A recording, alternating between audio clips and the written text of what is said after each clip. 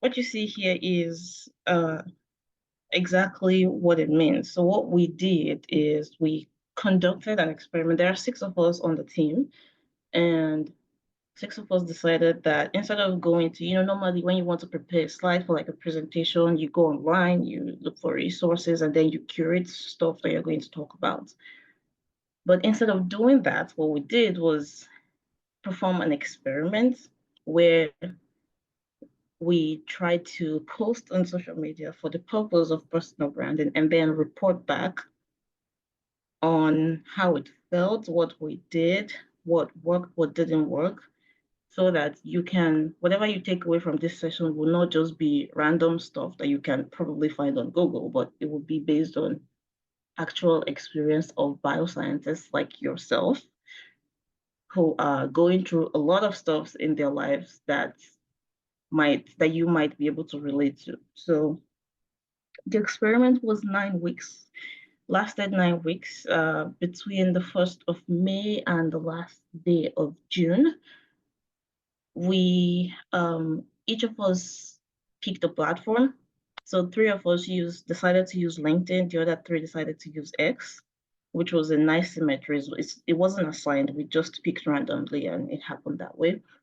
We had a spreadsheet where we wrote our goals, individual goals for our pages, and we had another spreadsheet where we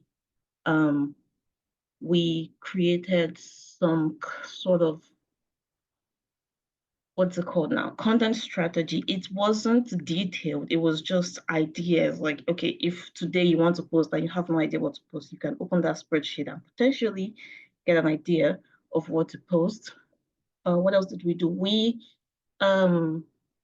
experimented in quotes on the frequency of posting. So the first 3 weeks, we posted twice a week.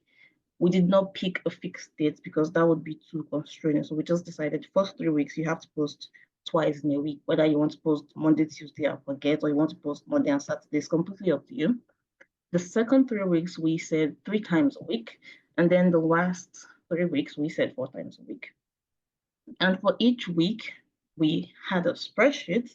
Yes, we use a spreadsheet a lot. We had a spreadsheet where we added the link of what we posted just for the sake of, going back to it and reflecting on what happened during that time. And I think this structure gave us some sort of accountability partner-ish kind of situation. And in addition to that, occasionally I drop messages on the group, like just to remind people that, hey, we're still conducting an experiment. That's usually maybe if I haven't seen any posts from anybody in the week, I have to remind so that we don't slack completely. But that doesn't mean we didn't slack, which again is part of the things that we're going to talk about. So I think that's all about the introduction. Another thing that I just want to add is if you feel like you want to drop a question or you want to contribute something to what I'm saying in the moment, I want to be interrupted. And when I say I mean just me. You probably don't do that for Ijeoma because I don't want to mess with her flow. This is just something that I'm trying out. So if you want to say something or ask a question during my presentation, feel free to unmute and do that. Don't send a message because I won't see it. All right, so moving on. Yes, I did say we did not go online, but for this particular slide, I had to go online just to give you context, right? So why is this topic important? The glaring reason here is this is not just a topic for companies or organizations anymore. This is a topic that people are talking about in peer-reviewed journals, in conferences. People are talking about from different contexts. Like this one is a general context, and even an African kind of context. This one was specifically about gastroenterologists and why they need to have a social media presence and a personal brand online. This third one was specific to students. So the point being that this is important. If it's not an important subject, we won't be discussing so passionately about it from different angles. And if this is not convincing enough for you, then another reason is that as scientists, as bioscientists, as young bioscientists, we are the custodian of knowledge. Our last 2 sessions, in the Community, Genetic Counseling by Ruth, and The Sickle Cell by Selassie.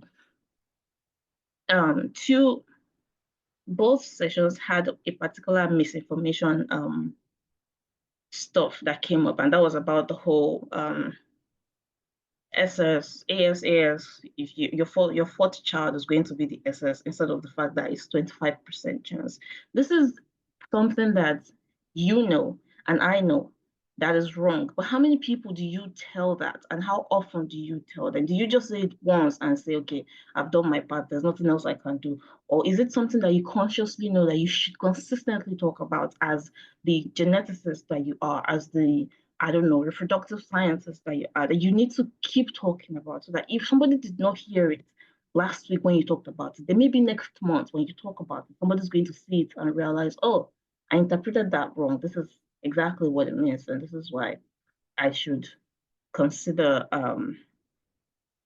being certain about my genotype before I get married. Or this is why I should tell my sister that love is not enough and she should end that relationship before it gets too serious.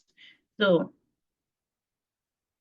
as people that know, it's not enough to just know. We need to tell people what we know.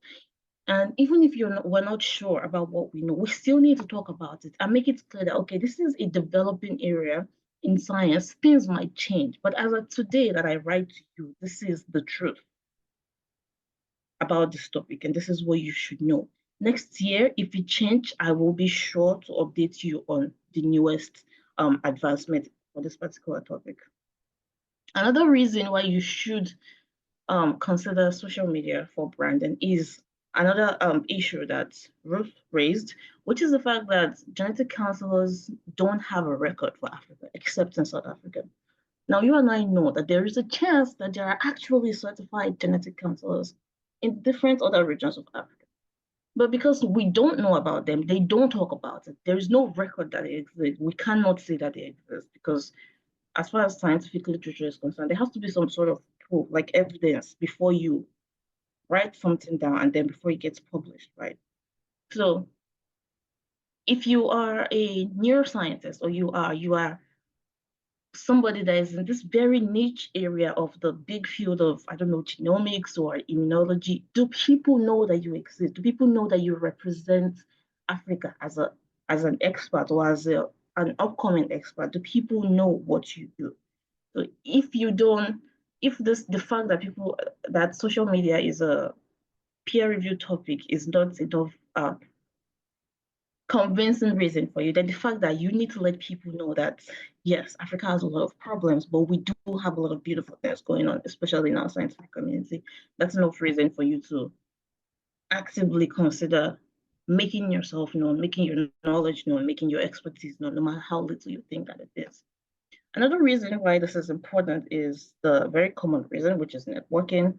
So if you are the kind of person that does not like people like me, well, social media networking is very perfect. You can yap and yap behind your keyboard and you don't have to actually interact with people, but you still get to say the things that you want to say. You get to establish your presence, you get to build a community without necessarily interacting in person. And maybe perhaps if you do that long enough, the thought of interacting with those people in person might not sound so nauseating to you, which is progress compared to how you would feel initially. Another reason is opportunities. The most tangible opportunity you might probably think of is jobs. But apart from that, you might get an opportunity to collaborate, internships, to, I don't know, organize a virtual program. Whatever the case may be, there are a lot of positive reasons for personal branding than there are negative reasons. So if you're not online, you need to be online.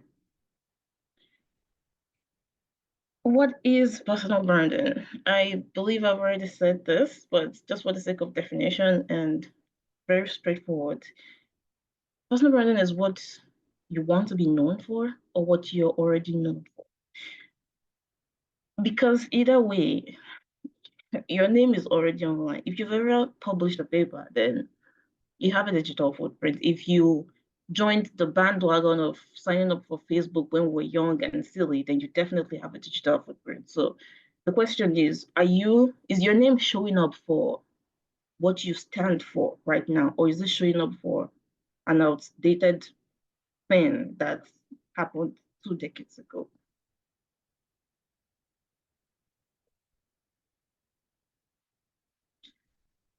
Now let's talk about platforms. And these are just 6 platforms, and I think you'll agree that this does not even begin to cover the number of platforms that you can use for social media networking or for personal branding. So there's Instagram, which is a very visual platform. If you love videos, or you're good with videos, or you like taking pictures, or you have a thing for memes or all those other kind of visual content that you might enjoy posting on Instagram. There's LinkedIn, which is more texturing. Of course, it supports all kinds of media, but if you don't like visuals, then you can still survive on LinkedIn, because people actually read what you write, because they expect you to write more than they expect you to put a video or some kind of graphic up.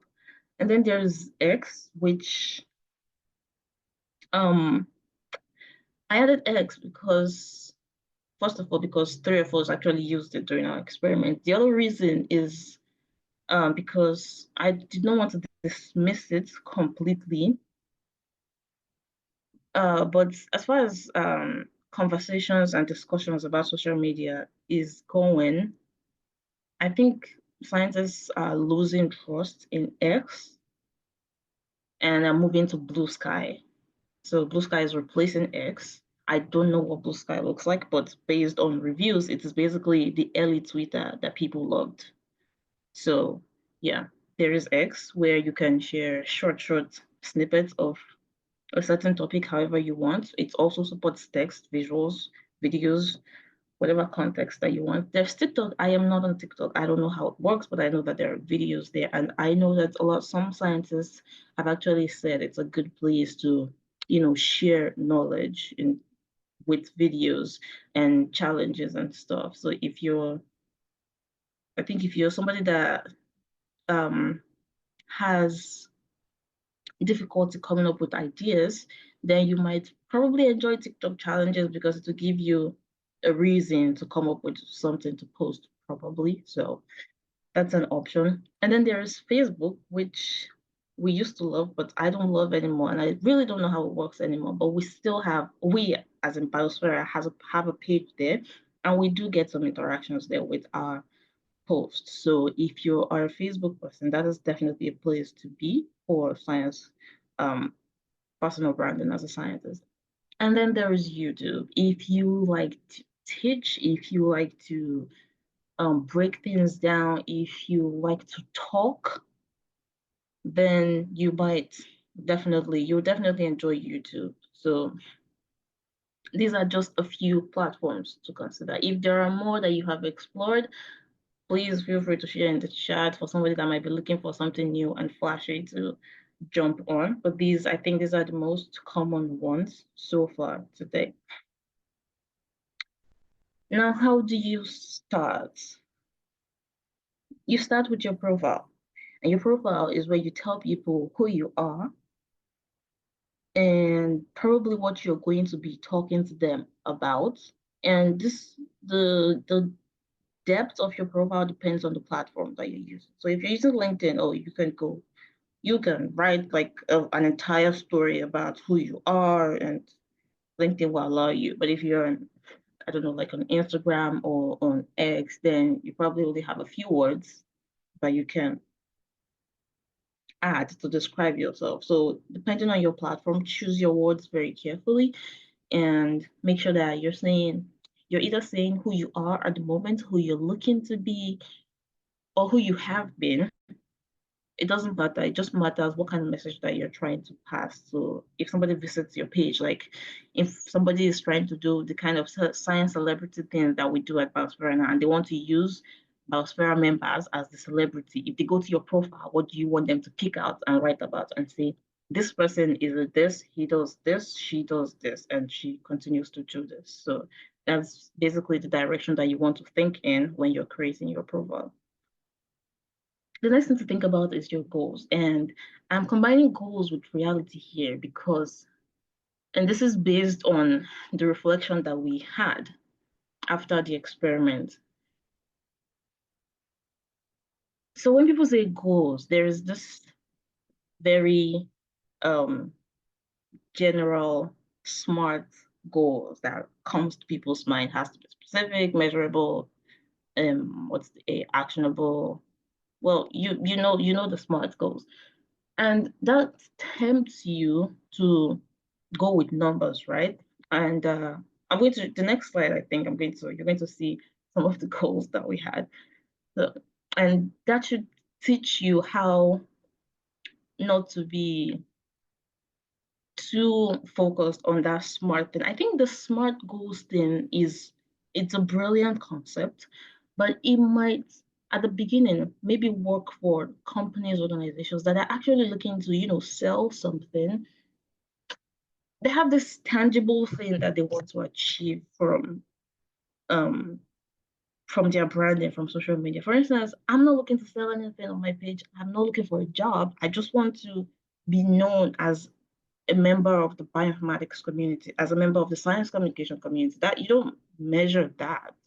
You just keep posting, and then based on the interactions that you have, you know by yourself that okay, I think my profile is doing what I want it to do. Like I'm achieving the goals that I want in terms of people that are interacting with me, people that I'm interacting with, the kind of um content that even the algorithm is recommending to you would reflect those goals, like if you're actually getting those goals or not. So it doesn't necessarily have to be this very specific, tangible thing that you're going with.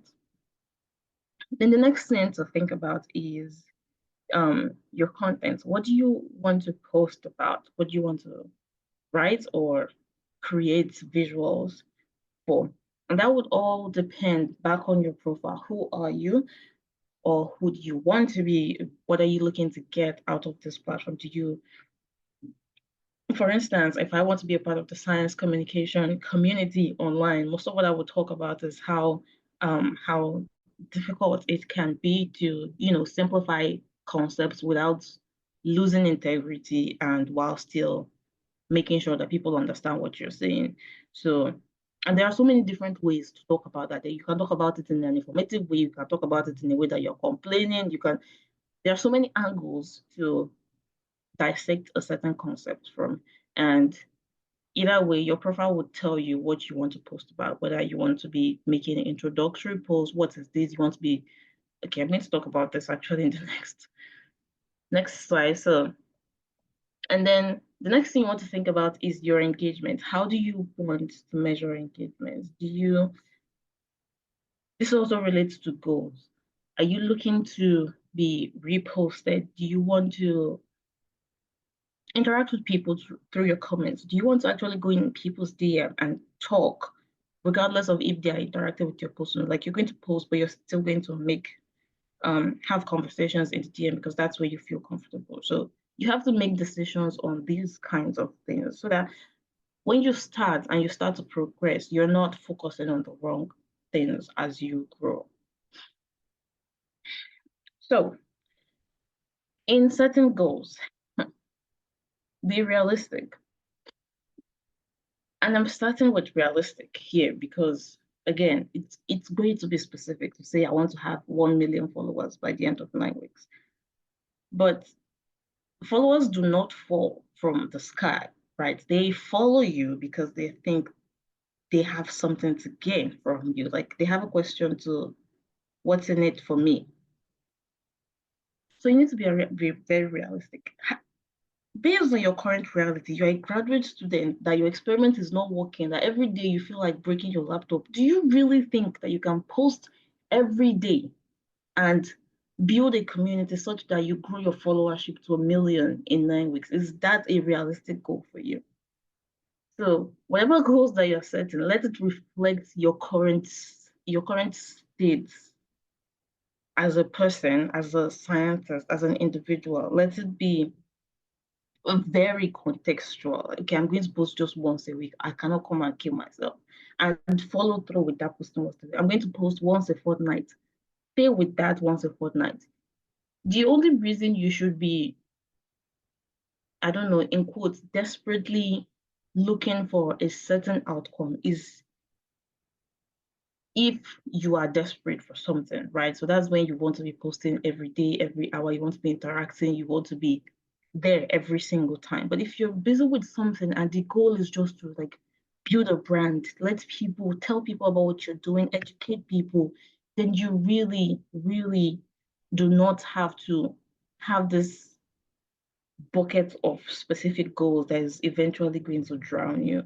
So once you've been realistic, you've given yourself enough context, then you can be specific about, okay, maybe I want to post once a week. That is specific enough. I want to get, I don't know, um, a repost on this. When I post the content about that is educative, I want to always get a repost. That's specific enough, right? So once you've given you've checked yourself like realistically, then I think it will be much easier to give yourself specific goals. And then you want to be future minded. Again, I believe that we're all in one way or another engaged with something. So you're not necessarily desperate for something right now. Like you want something to click in this moment. And that's a good thing. It means that you can, whatever you're doing, you can be doing it for the future. You can allow yourself to make mistakes, to do silly things at the beginning. And then as you progress, you start to learn based on the things that you see on the platform that you've chosen, based on the things that you're learning in your own professional life and other things like that.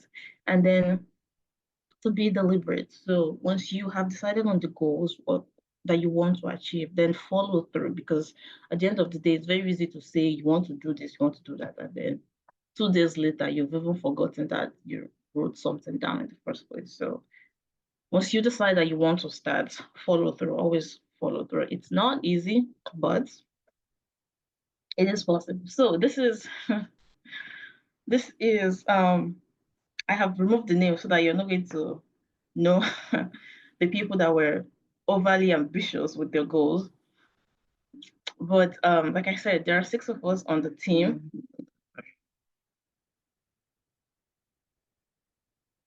There are 6 of us on the team. 3 of us use LinkedIn, the other 3 use X. We had 9 weeks for the experiment, and these are the goals that we set. So you can see here that most of us, the goals here were focused on 150, like followers, like 150 followers. What's this one? Oh, this person did not even have followers. I did not notice that. Very strange. Okay, so this person just wants to fine tune their core message, which is great. It's like this is a very good goal. Like it's not number specific, but there is a specificity to it that you yourself can measure on your own without putting unnecessary pressure on yourself. So this person has a follower increase of at least 5 every week, or wants to have a follower increase. This person used a percentage. I don't know how he or she wanted to measure that, but well, there you go. Because they said SMART goals, there is a percentage. We had 100 impressions. There's another percentage, awesome. And then this person wants to double followership, get a minimum of 2 reposts for at least half. This is even confusing, but again, SMART goals and the wahala that it causes. So yes, your goals can be smart, but let them be realistic first before you start thinking specifically. Give yourself context, check yourself, like sit yourself down and ask yourself, okay, what is it? What are my priorities right now? Yes, I want to make personal branding a part of my priorities. But before branding, what are my other priorities? What do I do every day? How much time do I really have to think about going on social media, to engage on social media? Because it's not just about you posting, right? You have to interact with other people. So when you give yourself that context, it's easier to identify a goal that doesn't seem ambitious.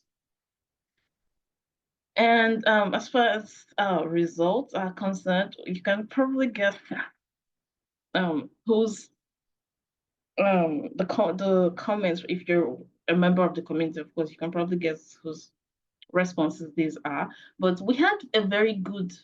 This person had like this was the only person that I think met the SMART goal in terms of followership, which is amazing. But the rest of us, just imagine the kind of growth that we have in 9 weeks. If you are the kind of person that is fixated on that goal that you had about the followership or the engagement or whatever, then you might feel dejected if you when you go back to reflect and measure, and you might decide, okay, what's the point, Seth? I don't want to keep going. But the point is not actually the followers. The point is, remember, as I said at the beginning, we are the custodians of knowledge as far as bioscience is concerned. So the point is to educate people. It's not to grow your followership to 1 million base of fans. It is to make sure that the little that you think you know, you're telling people about it, and it's changing the way that they perceive science, that they perceive the environment, that they perceive things in their life that you talk about.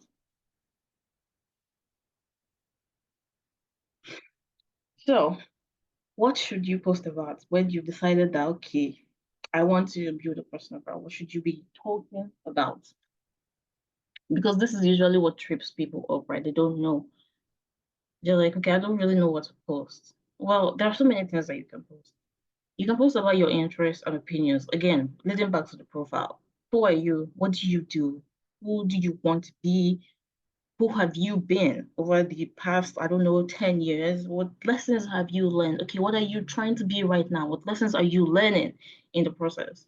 So you can talk about things like that. You can always repost because there is a million content online.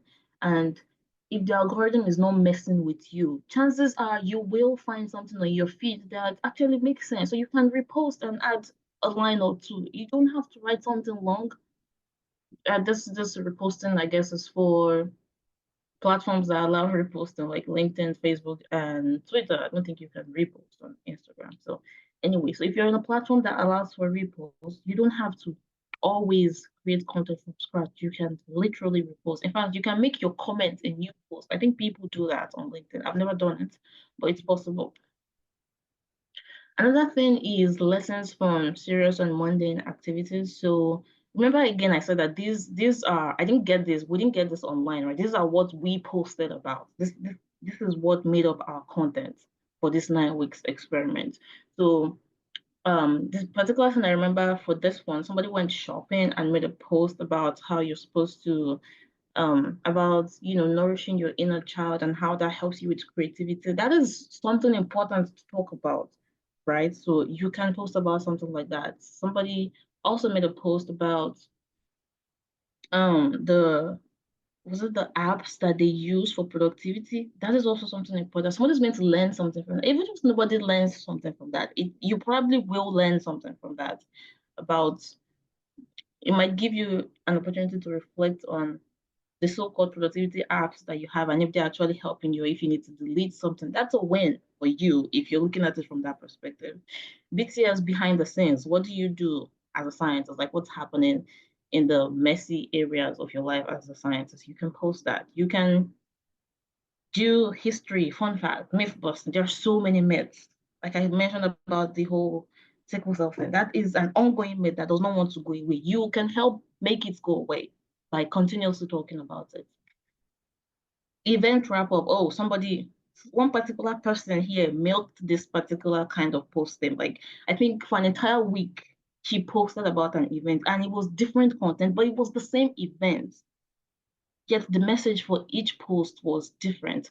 That is something that you can milk. Like whether it's a virtual event or an in-person event, post about it if you don't know what to talk about. And I want to give a very specific shout out to Dr. Shakir. I missed this event, this session, because I did not know I had slept by the time the post was placed on the group. But of the six of us, I think three people actually reposted and did a recap of the session, what they learned from the session. So Dr. Shakir, whatever you talked about in that session was wonderful because it was worth repeating at least 3 times by people. So thank you for that. And this is also something that we can all pick something from. If you don't know what to post a particular day, Basra posts every day. So you can just decide that today I want to steal from what Basra posts. And you can easily steal from that. And finally, you're allowed to recycle. Remember I said about the whole sickle cell thing. You can post it this week and decide that next month you're going to repost it, because either people are too stubborn, they don't hear word once, or they did not see it the first time you posted. So you are allowed to repeat the things that you have written before. There is no policing, there is no law that says you cannot repeat yourself. Emphasis is important, especially for scientific knowledge. So recycle and start the post with, in case you missed it, or I've said this before, or last week I said, just you're allowed to recycle. It is your content, it is your page. You can do whatever you like on the page, and recycling is very, very important. In fact, for sustainability reasons, you're allowed to recycle. So I think this is the last slide that I'll be taking. And this is also a reflection session where we ask, what was your easiest and hardest post? And I left this unedited because I wanted to show you that out of the six of us, okay, for the six of us, every single person was able to mention what was the easiest, but only two people had something that they could call like hard, which tells you that it's not really that hard to post consistently on a social media page, especially if you're only posting once. Remember, we're posting 2 times, 3 times, 4 times, which, by the way, is excessive for whether you're a PhD student or an undergrad. You don't need to post that many times. Again, because you're not desperately looking for something, right? So if you're posting once, it is very, very easy to post consistently, to maintain that frequency without getting stuck on anything. So I'm going to stop here and hand over to Ijeoma to continue. Ijeoma, over to you. Okay, thank you very much. Wow, Halima, that was a brilliant one. You did justice to that. Okay, can we confirm if you can hear me? Can everyone hear me, please? Yeah, I can.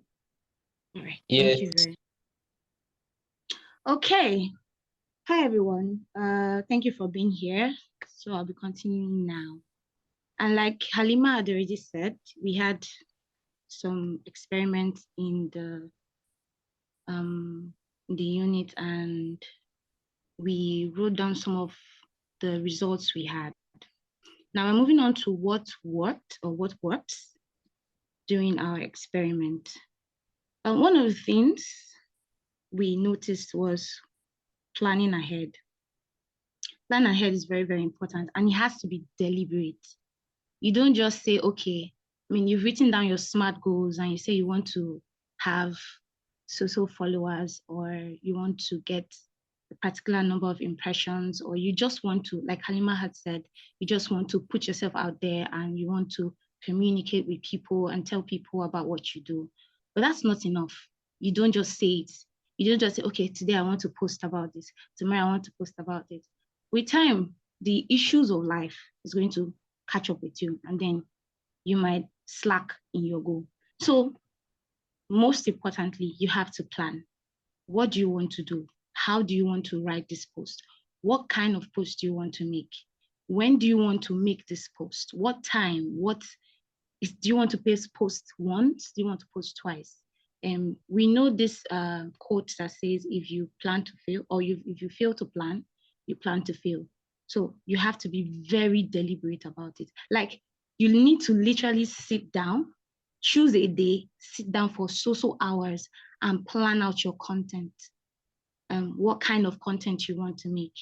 And then another thing that works is drawing inspiration from other people and other pages you follow. For platforms like LinkedIn or whatever platform that you choose to use, there are people on that platform that are already doing what you want to do. There are people that sort of a mentor, kind of, let's use that word. Look at their posts. What is working for them? How are they posting? What do they post like? What do they talk about? That kind of thing. And then you draw inspiration from them. And this means you have to read too, and you have to actually read their posts. And this also means that you will not just drop great work or nice post or congratulations or awesome job. You literally have to read the post, make comments, and if possible, read through the comments. That's one thing people miss.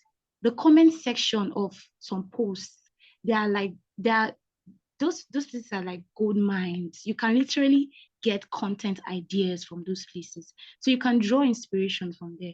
Look at what people are talking about. People in your industry, what are they saying? What's the problem? How can you speak to this problem using your platform, no matter how small it is, no matter how big it is? So draw inspiration from certain pages you follow. Next thing, use communities. For example, on X, there are different communities for people who are content writers, who are researchers, who are doctors, nurses. It's very important. I mean, information is very important. If you literally want to make it in any industry or anywhere, you literally need to put your ears to the ground. And this is one of the things communities does for you, without even going too far, without even doing too much. You literally get firsthand information about a particular industry. So go to communities and don't just stay there. Engage with people, actually talk. Sometimes we have so many ghost people, so many ghost members in communities. It doesn't have to be so. You can talk to people. They are human beings like you. They are literally human beings like you. And this is one of the parts I like the most, getting a body and sharing your strategy. And it works for people, and I've seen it work a couple of times. Let's just say you're someone that doesn't like to talk much or put yourself out there, like I like to say it. Get somebody like an accountability partner, sort of.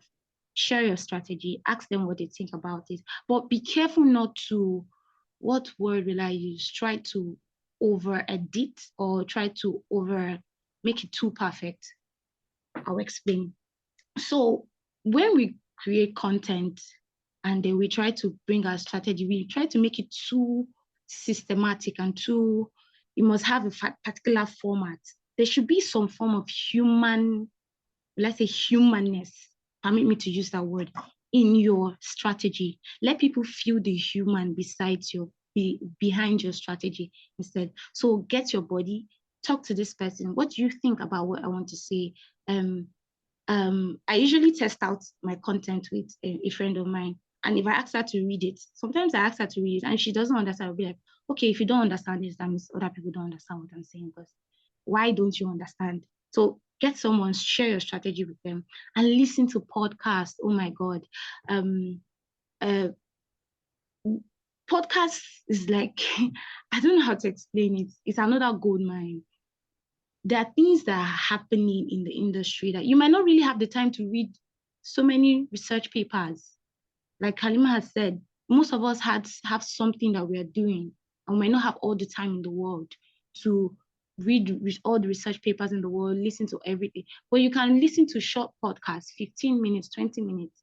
And this gives you an idea of what's happening in your industry too. Just like communities, podcasts, they literally break it down. And there are some fun podcasts I kind of listen to on I think some of them can help. For example, Wired Science. I love Wired Science a lot. I literally like how Wired Science works.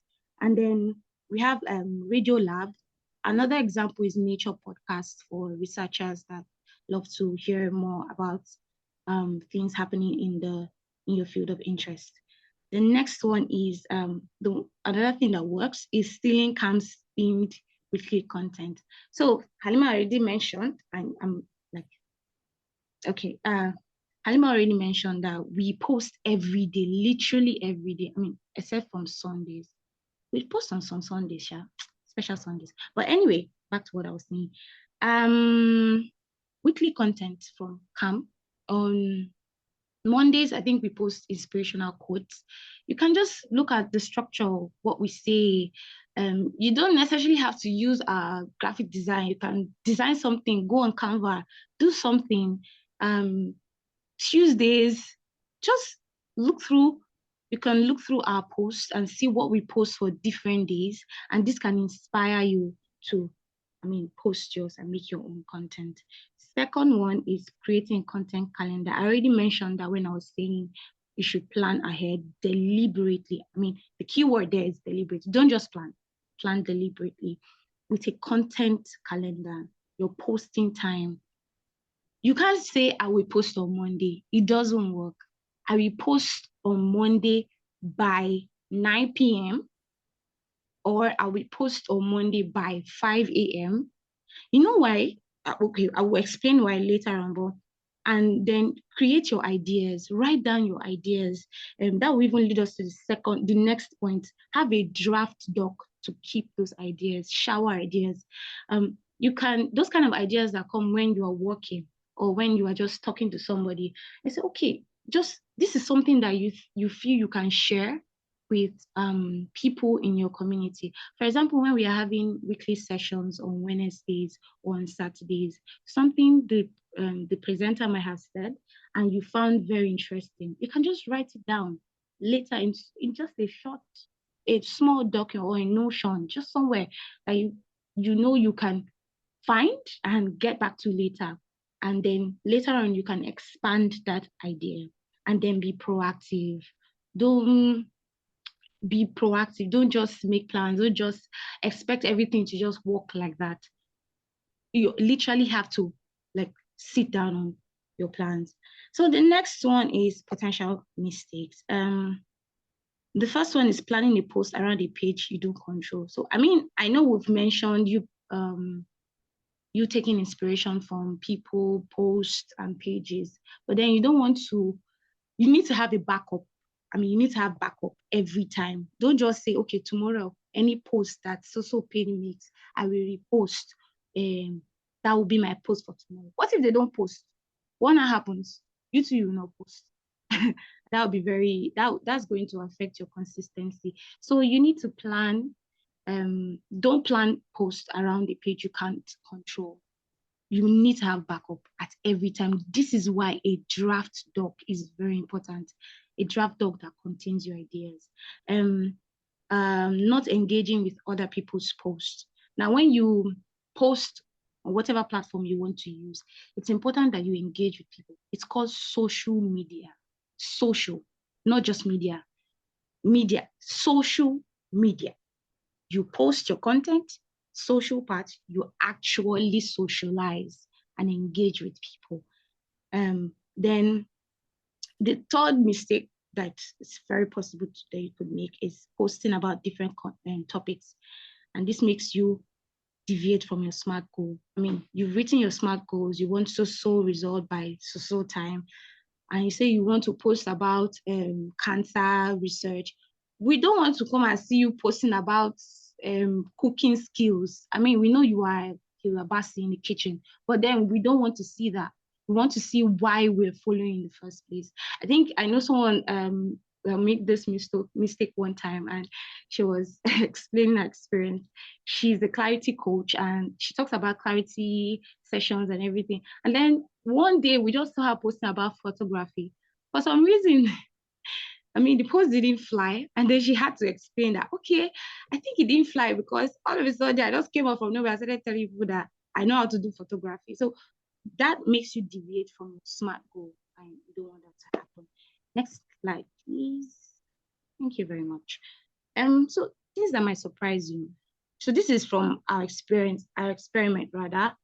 And some of the things that surprised some of us that took the experiment. No crickets, no engagement, and then crickets. I know some of us might spend time, maybe just imagine this, you spent time, 1 hour writing these posts, you poured out your heart into it. You are sure that you've dotted your I's and you've crossed your T's, and then you're expecting one mad engagement, and then you post it. 20 minutes later, only you, your mother, or your siblings, or maybe your very close friends has liked it. Then you check the 1 hour later. What's happening? You read the post to be sure that you were giving them, but you were wondering what's happening. So yeah, that's one of the things that might surprise you. nothing. You may actually get nothing from that that wonderful post that you just made. And then another thing that might surprise you on online, but I will use LinkedIn because that's one of the places I kind of know. Celebrating followers. So a lot of people celebrate followers on LinkedIn, and for some reason, that gives you some form of traction. And those kind of posts goes viral, very viral, celebrating followers. Now, I won't advise you to keep celebrating followers on LinkedIn.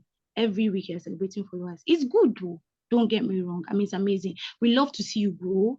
I love to see that someone that was 100% and that was 1,000 last week is at 2,000 next week. I mean, you go girl, you go guy. It's amazing. But then a lot of people celebrate followers on LinkedIn. And I mean, it's surprising. So, and the next one is engagement after years of posting. Even if you left LinkedIn 3 years ago and you're just coming back, or even if you left Twitter or YouTube or Instagram, when you come back, you actually need to engage with people. Exactly. You need to engage with people. You need to talk to people on the platform. You don't just post and go and sleep. It doesn't work like that. You engage with people. And then another thing that might surprise you on LinkedIn is that posts that are paired with visuals kind of get some traction. I mean, you can guess why. A lot of people like to see people's faces, and not just pictures though. If you're someone that doesn't like to post your picture on LinkedIn or any platform, you can just post with, make something on Canva. I think I mentioned Canva before. Canva is like a secret tool. Let me use that word. You can do you are literally the world's best graphic designer with Canva. Take it from me. But literally, you try to use Canva and it helps your visuals. Don't just post blank posts. But you can also post just text only. Text only also works on LinkedIn or any platform. Then so, what are the highs and the lows? These were the feedback we got from the experiment, from different people who took the experiment. Okay, so I was starting with the highs. So what were the highs? Excitement to start. You know that thing that happens to you when you just start the new year, and then, I mean, oh my God, it's my year of this, it's my year of that. This year I'm going to read 10 books, I'm going to read 20 books, I'm going to go to conferences, that sort of thing. Yeah, it's the same thing that happens when you go back to social media or when you want to start social media. So yeah, you'll be excited to start. That excitement to start. This is something you've envisaged. I mean, you've already thought of the results and the people that you'll be talking to, the kind of information you're going to be putting out, and the connections you're going to make. So yeah, that's a high. And then building a small community. That community, when you are consistent on whatever platform you want to use, except X to an extent. Yeah, I needed to mention that. Building a small community, it's one of the beautiful sides of going on social media and putting yourself out there. Now, people know you as someone who is interested in cancer research, someone who talks about cancer research. People now want to hear what you have to say, whether you believe it or not. The more you keep putting out content, factual content, let me put that. The more you keep putting out content, people now see you as sort of an authority. They want to hear what you say, and that way you're building a small community for yourself.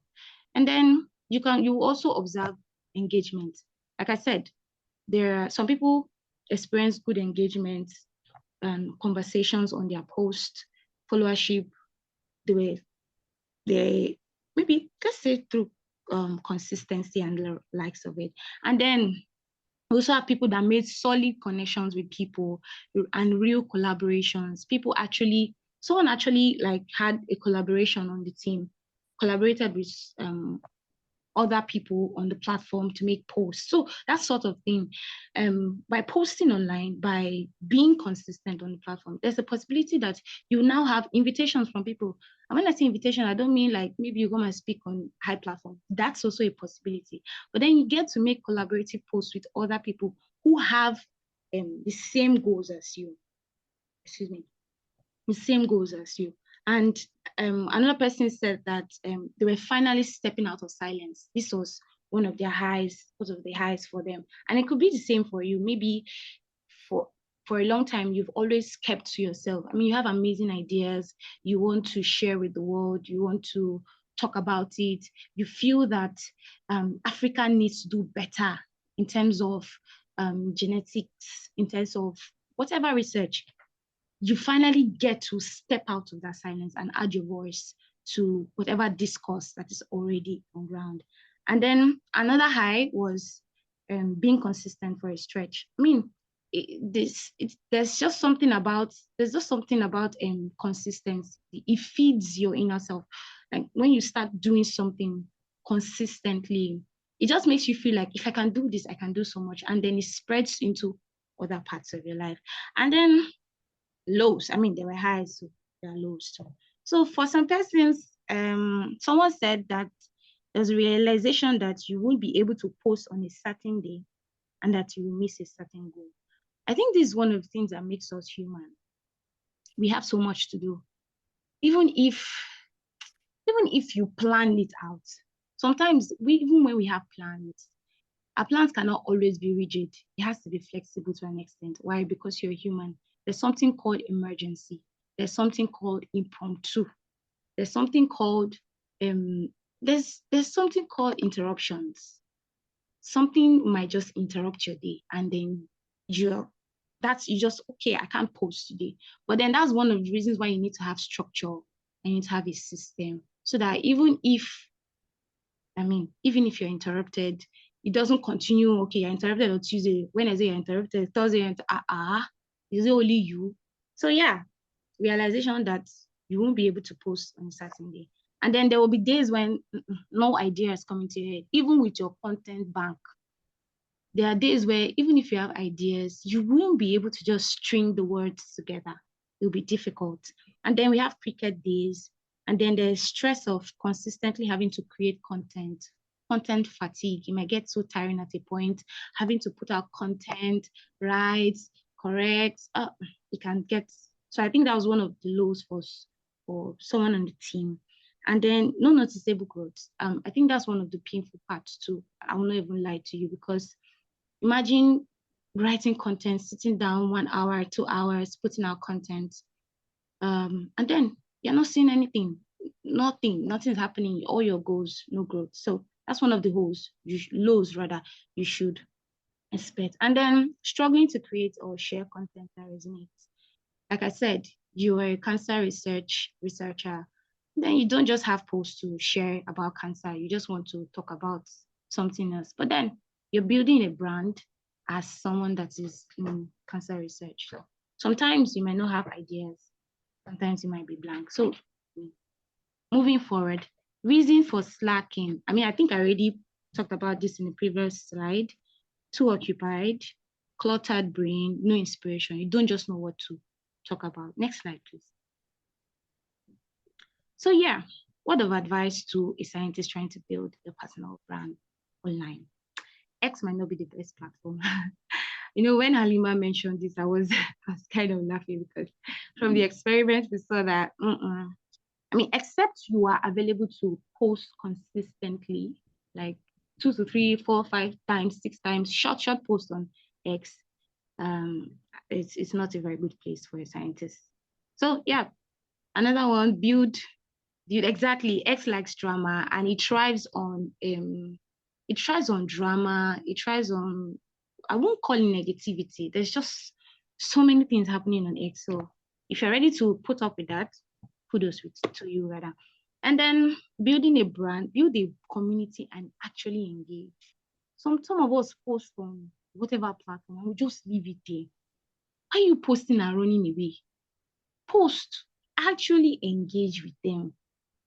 Talk to people, send connection requests, go to their DMs. If you've spoken to them, if you've reacted on their posts 1, 2 times, 3 times, actually connect with them. Second and third thing, try to make excuse me. Try to make your brand resonate and be human. How do I explain it? With this advent of AI, it's just tiring. Why are you using AI to comment on someone's post? Why? Why are you making a full post with AI? I mean, I'm not against you using AI. AI is an amazing tool. I mean, most of us use AI, ChatGPT, and likes of it. But please, when someone makes a post, don't copy everything, put it in ChatGPT, and then just carry it like that and put it for the person's. It's not nice now. Be human. Actually engage with the person. Don't focus on vanity metrics. And Halima already mentioned this. I mean, it's nice to have those goals, 1,000, I want to have 1,000 followers by August or by December. But then you don't have to focus on vanity metrics. One of the problems I noticed is people focus on vanity metrics so much. And this eventually makes you deviate from your main goal. The main goal is to talk about what you do. The main goal is to share about science. The main goal is to present yourself, talk about your brand, your personal. Who do you want to be known as? What do you want to be known for? Don't make clickbait posts.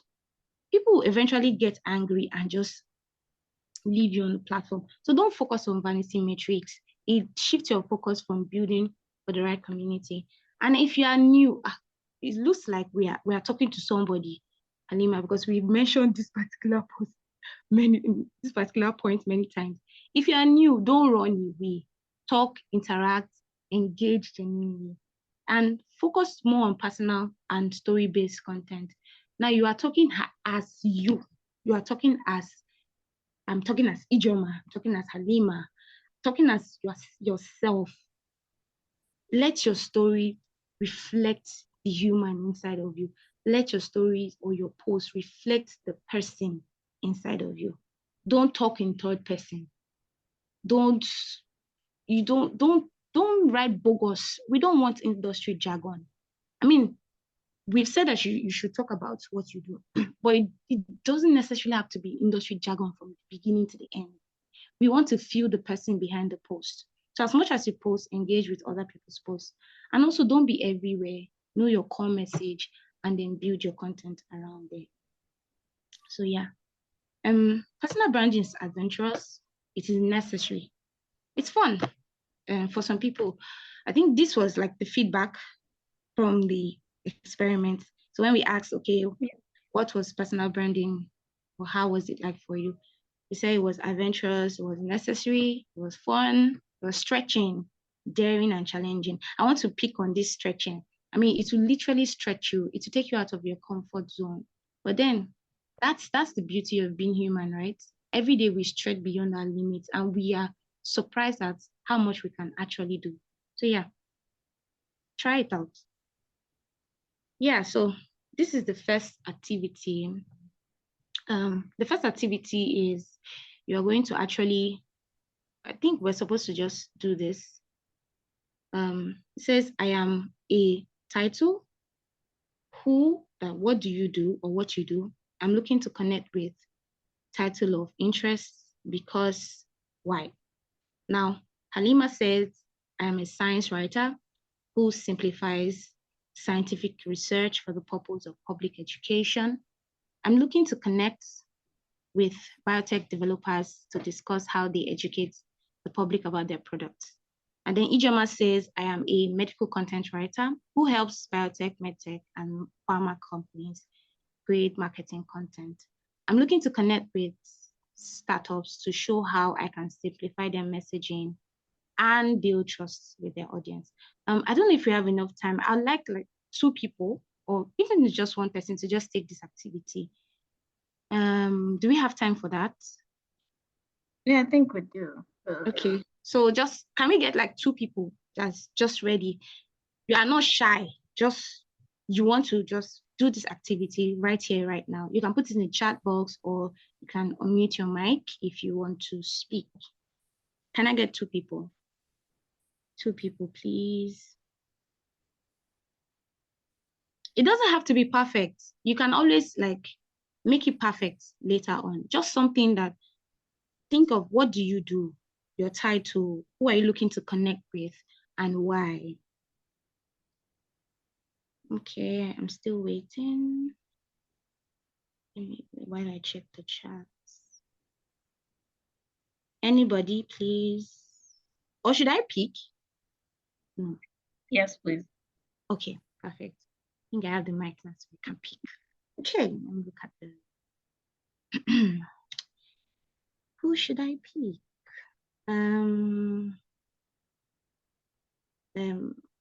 Adedolapo. Are you on the call? Can you hear me? Adedolapo, can you hear me? Okay, she cannot hear me. I'm assuming she cannot hear me. Judith, are you on the call? Can you hear me?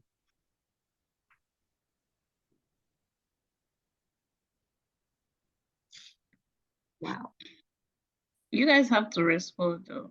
You can type if you don't want to talk. You can type, exactly. You can type if you don't want to talk.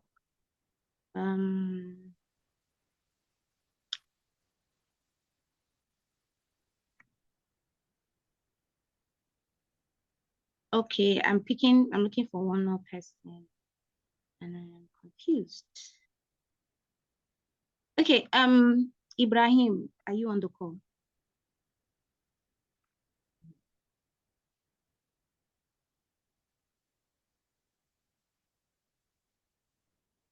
No, it doesn't have to be in terms of content writing. Just, it's a personal brand, okay? What do you want to be known for?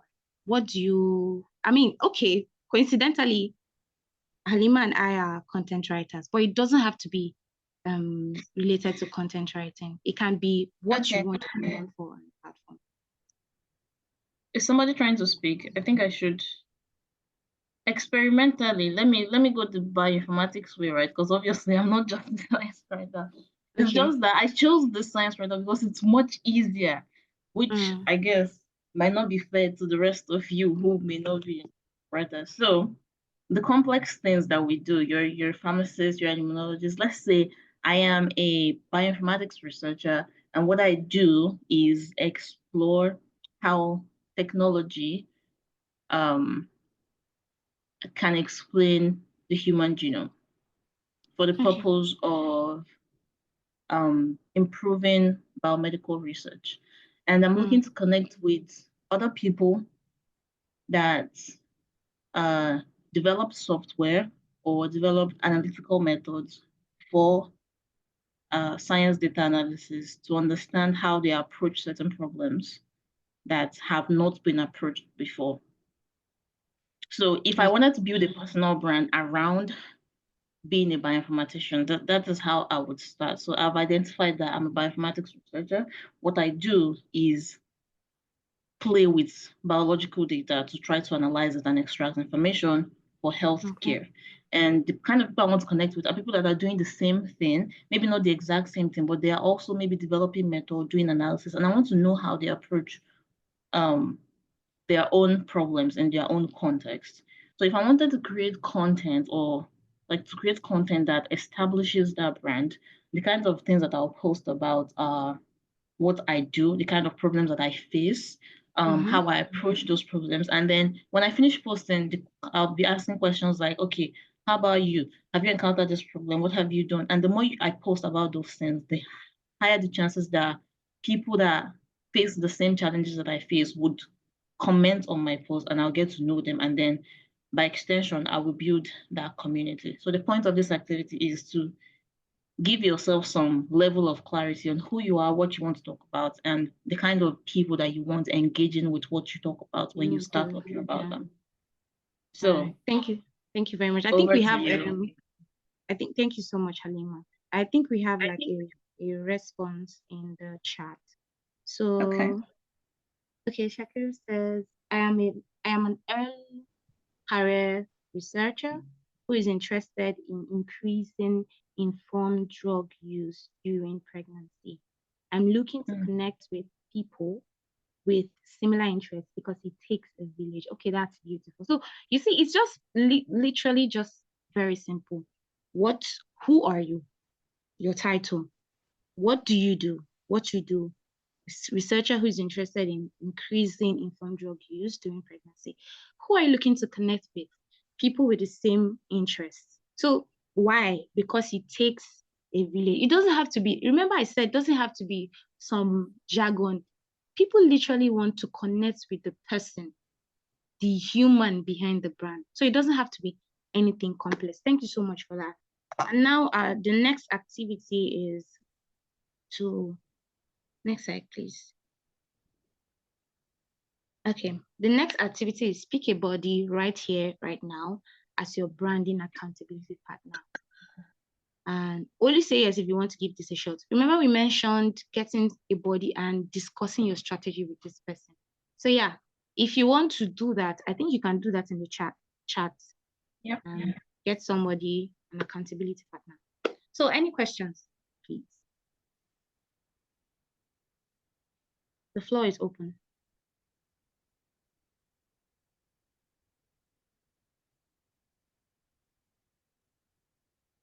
Esther. Right.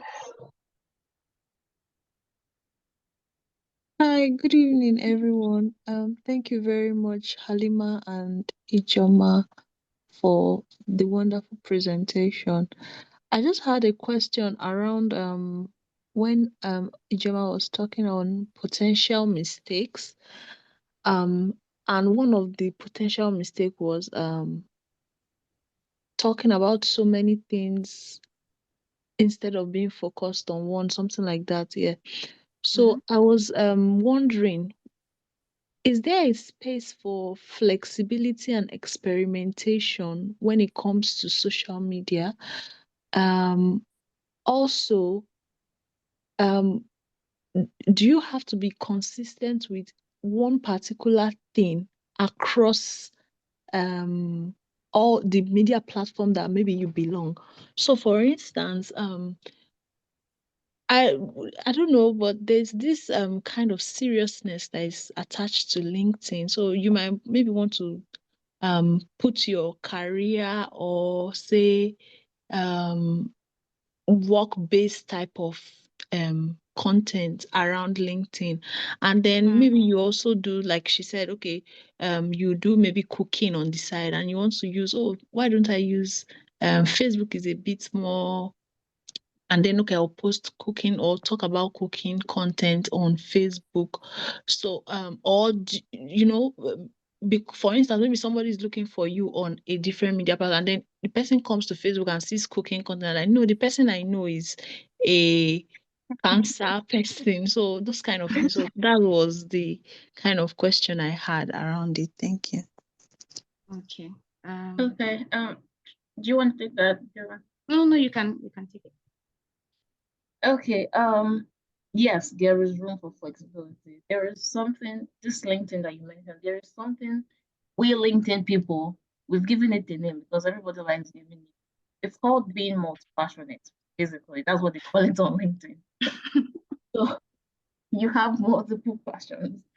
And yes, you are allowed to talk about all of it. The thing is, it all falls back to what you're trying to get out of the post that you're making. For instance, my specific use case, I do bioinformatics. I also write.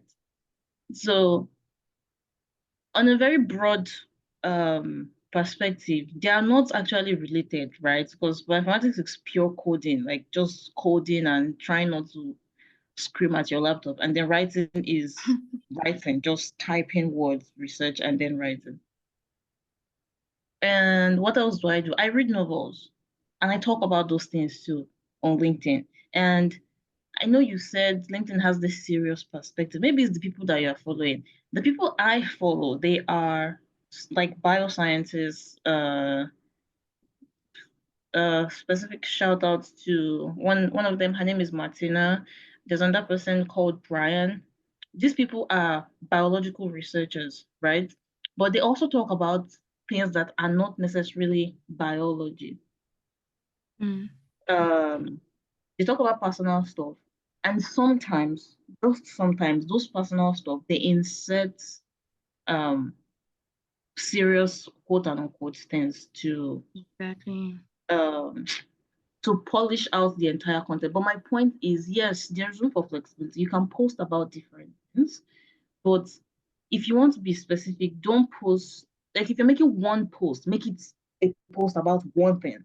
Then maybe next week, if you're somebody that posts once a week, like me, even though I've been slacking, I post once a week. So this week I can post about bioinformatics, purely bioinformatics, nothing writing. Next week I'll post about something writing that I did. Next week I'll talk about bioinformatics. So you're allowed to give yourself that flexibility. But as far as per message is concerned, let your content have one message. If you want to talk about cooking and how it helps you relax. And when you're cooking, you don't think about the experiments that failed and the beaker that broke. You're just thinking about the delicious food that you want to eat. That is completely fine to talk about on LinkedIn too. It's not as serious as people make it seem. Because again, you know, Ijeoma mentioned being human. There's no way you're human and all you talk about is research. I mean, there has to be something else going on in your life beyond your research. So yes, you can be flexible. Just let one message be one message per post. And then the next post, you can talk about something else. That's totally fine. Does that answer your question? Very much. Yes, thank you. Okay, Dr. Shakir.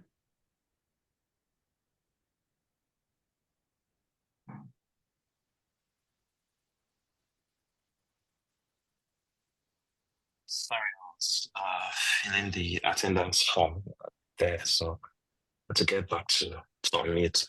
So Okay. thank you very much for the brilliant presentation. To be honest, it sounds very much like a wake-up call, particularly for me, because one of those people that, in a way, I would say I've run away from social media for some time. So I would like to ask, what advice would you give to those who are trying to wean themselves off social media addiction, where people fear that, I mean, making a post, trying to engage, if they're not careful, it's easy for them to go down that rabbit hole. I mean, would you suggest setting up a timer? I mean, a set hours, a set amount of time to do it, and not more than, I mean, a minimum and a maximum or something like that? Or what other tips would you give? Because for me, one of the things I mean, sometimes I want to do a bit of work. I look at my email, I see, oh, someone has, I mean, maybe there's a post that's gaining traction, that's attention has been called to. I go there, and before you know it, you're like, oh, I mean, 5, 10, 20 minutes is gonna, like, oh no, I just thought I was going to look at this post alone. And so sometimes I kind of try to avoid social media as much as I can. I mean, I've made that decision. So what advice would you give? Because it feels like opening that door might be opening a Pandora box for some people. Thank you. Can I take that? Okay, I think I should. Yeah. Take that. Okay, thank you, Dr. Shakir. That was a nice question. Brilliant one. Here's what I'll say. The thing is, sometimes when we are on social media, if you notice, we're actually multitasking. You are pressing your phone and you're working and you're doing something at the same time. So social media is literally stealing your time and the time that you're supposed to do something else. So here's what I'd advise, or let me personalize it. Here's what I have found that works for me. How about you block out a time? Say you're going to give it an hour online or 30 minutes online. Now, this is why this works. It works because you've set out a particular time and you're saying, okay, this particular time, you literally have a goal or a reason why you are going to social media. You're not going to social media because you have one random notification. And also, one of the things I've also done is I don't get any notification from any social media platform, not Twitter, not Instagram, not Facebook, not LinkedIn. I'm going up anytime I want to go to LinkedIn or anytime I want to check LinkedIn. I'm going there because I want to go there. And this also helps me know that, okay, I'm going there with a goal. Why? I want to go and engage on LinkedIn for 1 hour or 30 minutes. And after, yes, sometimes you get carried away and you want to press and that's when you need to put a timer again. Yeah, it might be so systematic and it might be so rigid, but with time, you literally adapt to it. So you need to have a goal. It literally has to be a goal that why you are going on LinkedIn or why you're going on Instagram is because you want to do this particular thing at this particular time. Even if it's to just look around and know what's happening on the platform.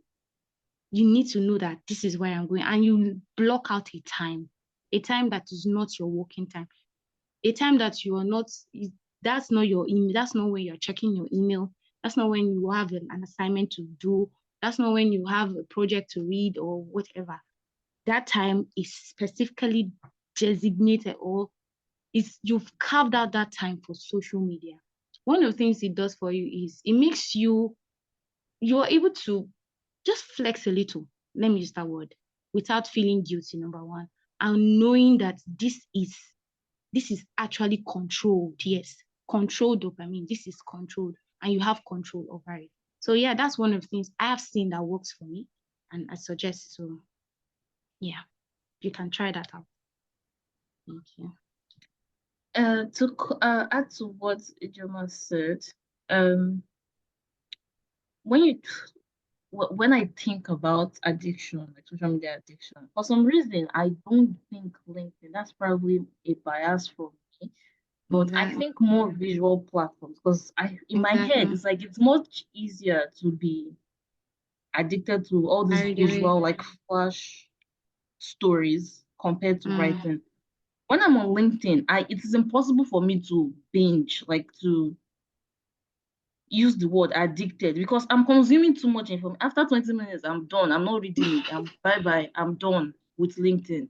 So for me, it feels strange to get addicted to LinkedIn, because it's like, it depends on people that you follow. It's like reading research papers. The people I follow, it's like reading very serious stuff consecutively. At a point, you just get saturated and you go, that's it for today. I'm not doing again. So if perhaps you focus on actually reading, like extracting the information that these people have on their posts, that this is for LinkedIn, chances are you'll be very motivated to leave after 1 hour or 30 minutes, because it's either you're reading the same thing over and over again, it's getting boring, or you're reading too much and you can't retain that much anymore, so you need to leave.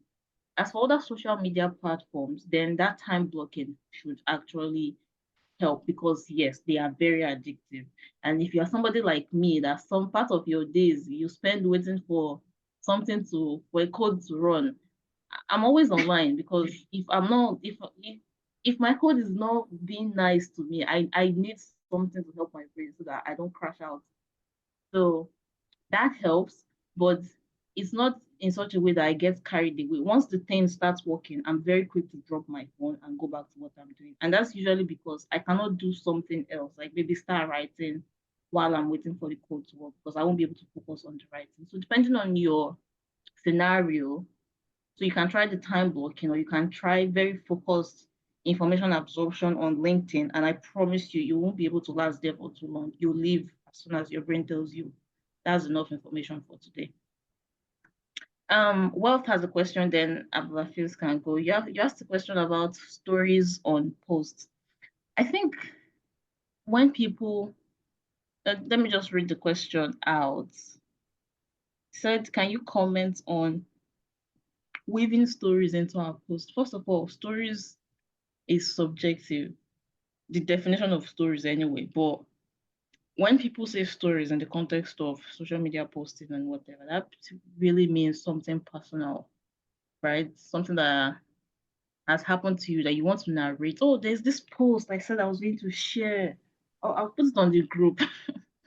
So somebody made a post. It wasn't on the social media. It was on Reddit. The person's post was about how she peed on herself because she was working in the lab and she got nervous and then she peed on herself. Whoa. And it was an anonymous post, obviously. Her name was not there. But there is this empathy that when you finish reading that story, like there's a certain kind of empathy you feel for this person. Like, oh my God, I'm so sorry you went through that. Yeah. So storytelling, as far as post is concerned, is just something that happened to you personally, and you talk about.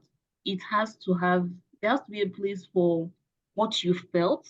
There has to be a place for emotion in that post, and what you're doing moving forward.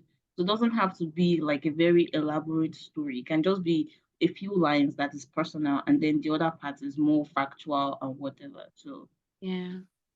context dependent. It can even be about what you felt after maybe watching a movie or reading a particular story of somebody. That's also storytelling. So it's very contextual depending on exactly the kind of post that you're trying to put a story into. I hope that answers the question. Abafis, you can go ahead now. All right, Hello, thank you. can Can you you hear hear me? me? Ah, Oh, there are two. Can you okay. hear me? So how many people Yes, are Yeah, I would just allow Wes to go ahead with this question. I'll come after him. follow okay? up on you. I'm sorry, Abdullah Faith.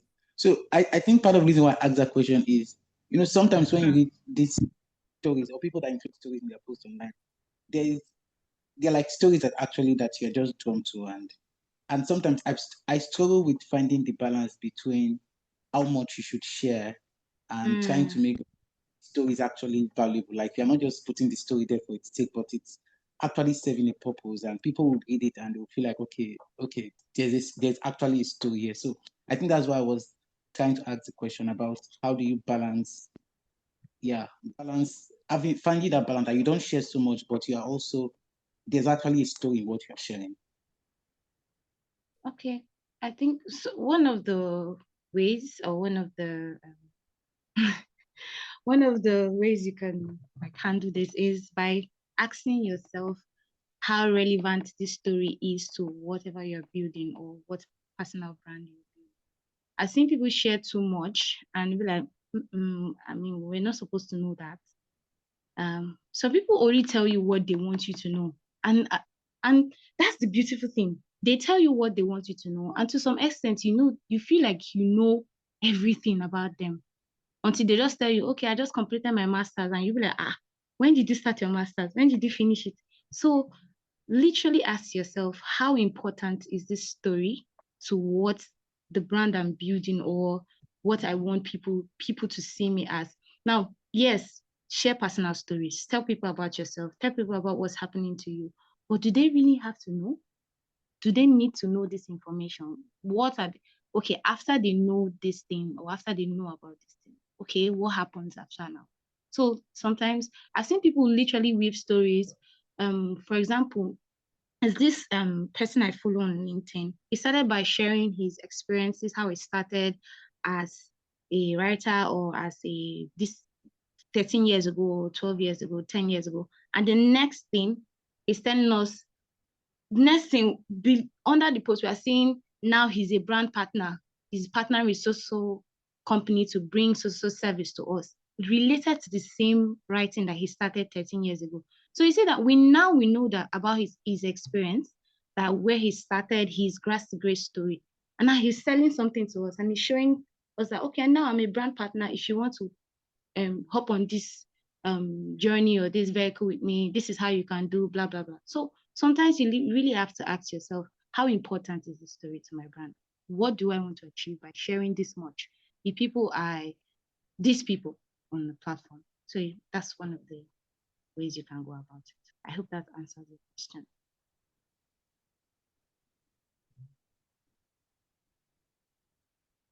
So I think Abdullah Fiz. Okay, yeah. Okay, please go on. Yeah, thank you. I lowered my hand when it was already paining me. Um, um, yeah, thank you so much. I think a part of the question that I wanted to ask has been answered. It has to do with how to balance what you want to share with your personal life.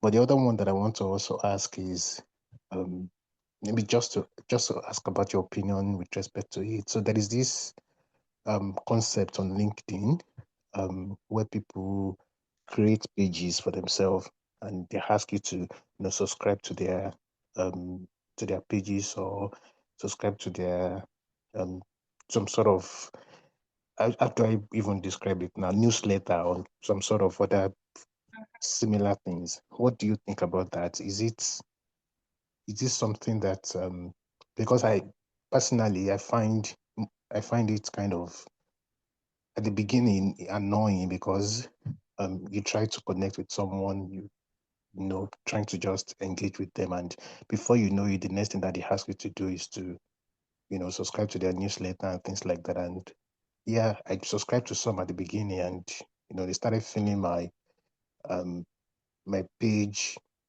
with junks, and even some people even extract emails from your from your page and start sending junks into your email account. So what do you think? What's the influence of, or what's the relevance of these concepts, especially on LinkedIn, with respect to gaining, with respect to, you know, maybe gaining the attention that you want, or achieving your goals?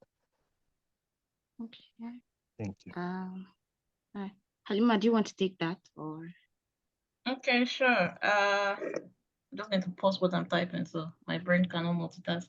To answer your question,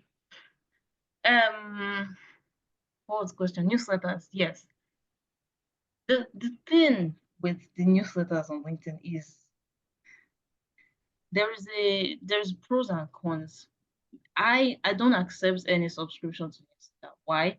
Because everybody wants to create a newsletter, and yes, they can get your email. That's literally the point of building a newsletter. Once you build a newsletter, the community that you build is exclusively yours. It doesn't belong to LinkedIn again. Like, they are now yours. So for a long-term goal, maybe somebody that wants to build a brand, or someone that's looking to build a certain kind of brand around a certain kind of audience, if they can get your contact information through LinkedIn, then they can use that information in the long run. Even if they leave LinkedIn, they can still have your contact information and keep sending you newsletter. So for them, for some people, it's a long-term business goal, which is no bad. For other people, it is just jumping on the bandwagon because LinkedIn encourages, if you're active on LinkedIn, they encourage you to start a creator platform, and that creator platform is basically the newsletter. So I think that you can get most of what you want to get from people's posts. If you trust somebody, then, like the person that is sending you that invite, you can subscribe to their newsletter. And if you're getting value from them, great. But if you don't know the person and the topic of the newsletter is, you know how they say that there's nothing new under the sun, and there's nothing somebody wants to talk about that doesn't already exist. So the topic of the newsletter is something that you know for yourself that you can actually get from the feed on your post, or you can, if you want to read more about it, you can easily go online and search. Then you don't need that constant drop of information in your inbox. Like, it's information overload in the first place. So personally, I don't everybody that has sent me newsletter invite, I have never subscribed. The only people I subscribe to are people that I went to look for them myself, and I subscribed to their newsletter by myself. Those are the only newsletters that get access to my email. So you should probably be deliberate about whose invitation you're accepting, because everybody is creating newsletter on LinkedIn now. It's free. I'd say the same thing too. Or at least be sure that you have related with them on the platform for a while before subscribing with their newsletters rather.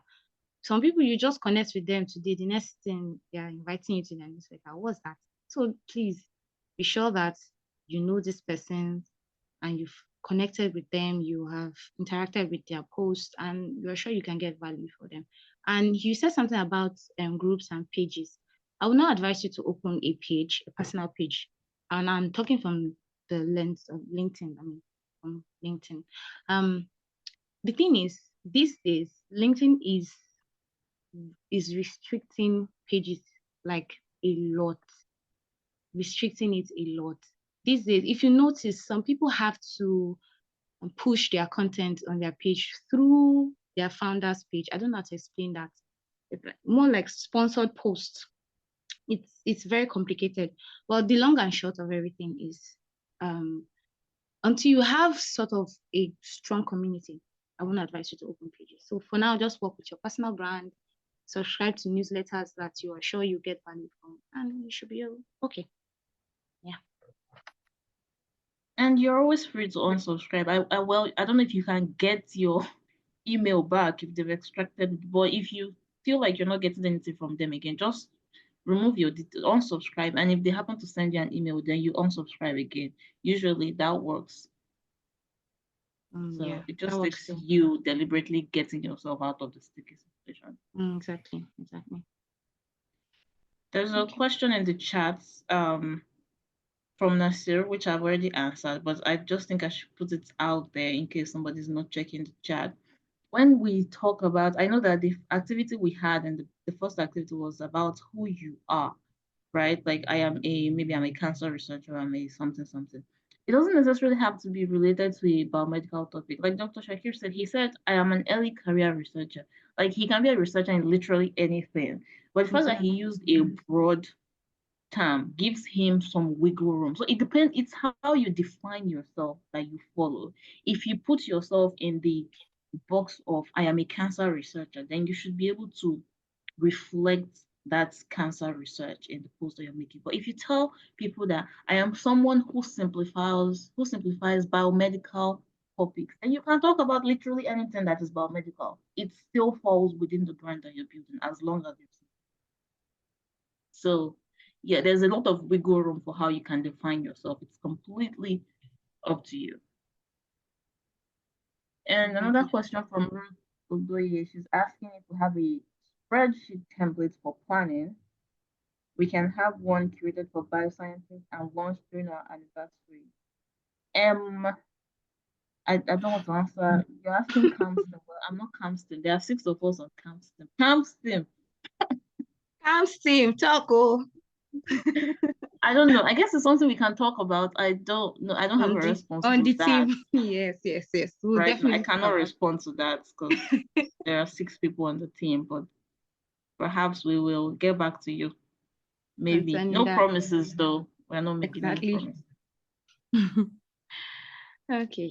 Well, thank you, Ruth, for that question. Any other questions? Any other questions? Also, Wealth is asking for a body.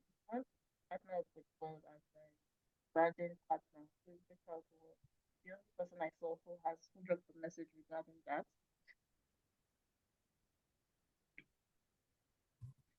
Anyone that wants to like buddy up with Wealth, you can just send him a message on the group, I guess.